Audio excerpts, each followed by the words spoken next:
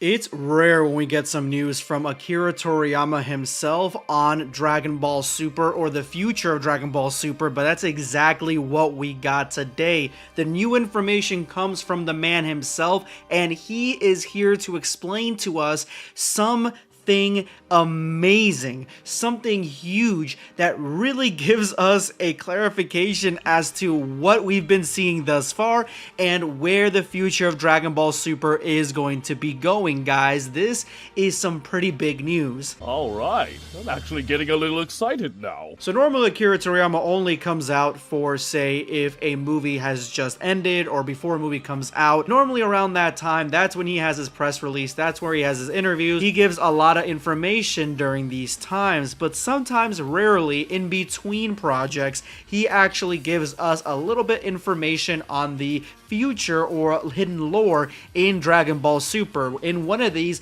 we got the historic Yamashi and S-Cells interview that basically told us there is an original Super Saiyan God, his name being Yamashi, and at the same time that we got the Saiyans have S-Cells, which are basically midichlorians for the Dragon Ball world. So what the hell did Akira Toriyama come out and say this time? What is the news that is so big, so massive, means so much to the Dragon Ball world and the fandom that I couldn't go to bed before I gave you this information?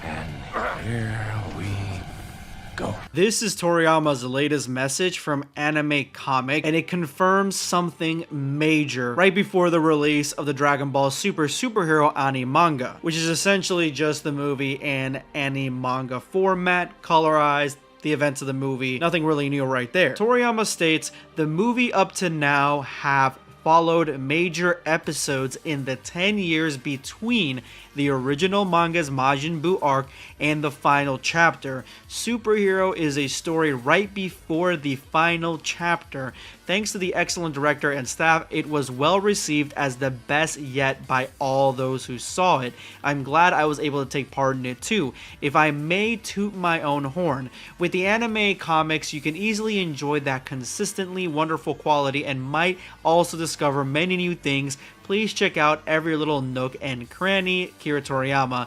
So what he is saying here is that the movie's events take place in that 10-year time span between the ending of Buu and the very last episode of the Dragon Ball Z story, where Goku goes to the tournament and meets Oob, which basically this is coming from Akira Toriyama, so I don't know, he forgets a lot of his own lore sometimes, and he's not like the best on, keeping the storyline straight, but this is confirmation as to what the storyline or the timeline is for all these events, because a few months back we were all trying to figure out where is Pan in this, how old is she, and trying to kind of use some arithmetic and some calculations to see if that fit into where this takes place. And honestly, even me, myself, and a lot of others, we thought that Dragon Ball Super Superhero took place after the end of Z.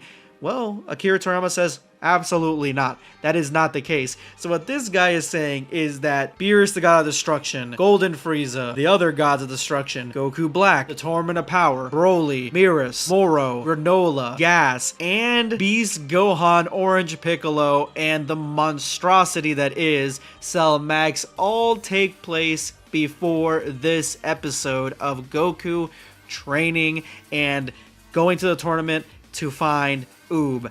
This all takes place prior to that. That means all these events basically accumulate to this moment.